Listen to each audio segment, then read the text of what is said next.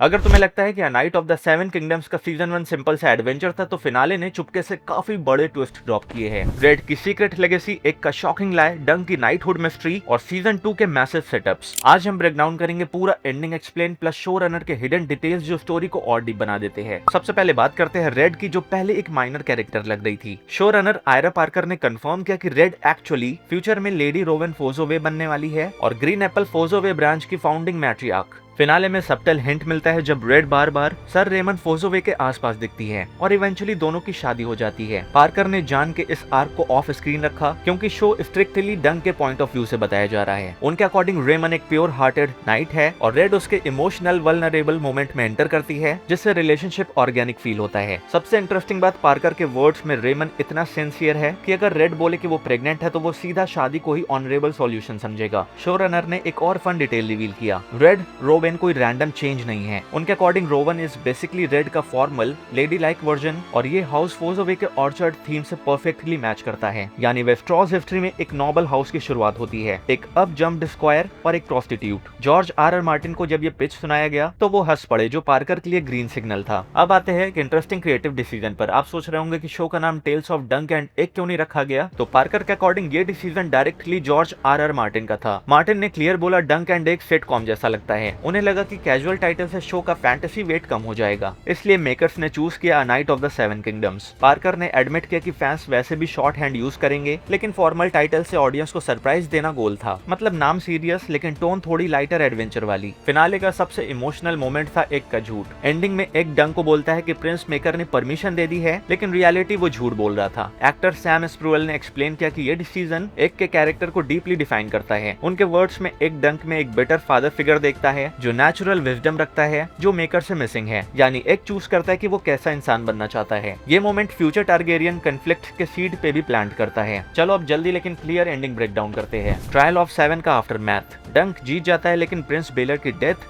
सब कुछ bitter sweet बना देती है। मेकर गिल्ट और ग्रीफ दोनों फील करता है। डंक ऑफिशियली एक को स्क्वायर बनाता है। पहले डंक मना कर देता है लेकिन बाद में वो अपने कुछ शर्त रखता है। डंक डिसाइड करता है कि एक को हेज नाइट वाली रियल लाइफ दिखाएगा ताकि वो ग्राउंडेड रहे। बुक्स में मेकर एक्चुअली अलाउ करता है, लेकिन शो में एक बिना परमिशन भाग जाता है। ये सीजन 2 में बड़ा कॉन्फ्लिक्ट बन सकता है। फाइनल सीन में एक इमोशनल विजुअल था। डंक और एक राइड कर रहे होते हैं और ब्रीफली सर आर्लन उनके साथ दिखता है। इंपॉर्टेंट पॉइंट, ये घोस्ट नहीं है, ये सिंबॉलिक गुड बाय है। थ्रू आउट सीजन आर्लन डंक की मेमोरी में जिंदा था, उसके डिसीजंस को गाइड करता था। फाइनल मोमेंट में डंक फाइनली मूव ऑन करता है क्योंकि उसे अब नई फैमिली मिल गई है। एग प्रिंस एरियन को उसका फादर मेकर पनिश करता है, उसे एग्जाइल भेज दिया जाता है लाइज। लेकिन याद रखना बेलर की डेथ का ब्लेम ऑफिशियली डंक और मेकर दोनों पर चिपक गया है। ये पॉलिटिकल फॉल आउट फ्यूचर में मैटर करेगा। क्या डंक एक्चुअली नाइट था? ये सीजन का सबसे बड़ा मिस्ट्री था। क्या सर आर्लन ने डंक को नाइट बनाया था? फिनाले में आंसर मिलता है इनडायरेक्टली। फ्लैशबैक में डंक डायरेक्टली पूछता है, आर्लन आंसर देने से पहले ही मर जाता है। इसका मतलब स्ट्रॉन्ग हिंट है कि डंक ऑफिशियली नाइटेड नहीं था और ये उसके कैरेक्टर का इमोशनल कोर है। फाइनल मोमेंट्स क्लियरली टीज करते हैं नेक्स्ट जर्नी।